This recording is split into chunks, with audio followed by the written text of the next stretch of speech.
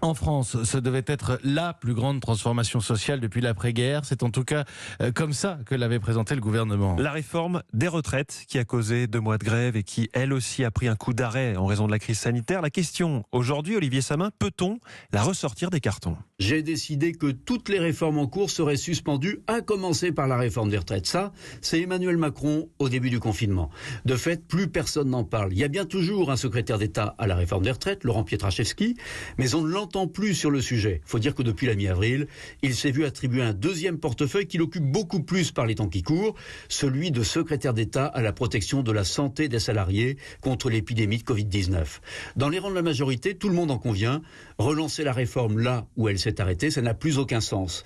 L'instauration d'un système universel par points, ce sera au mieux l'un des enjeux de la future élection présidentielle.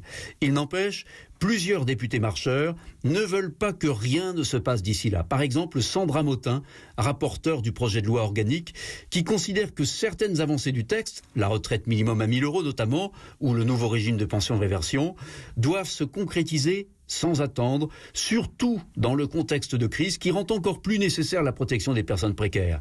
Mais alors, sous quelle forme et quand ? Ça, c'est une autre histoire.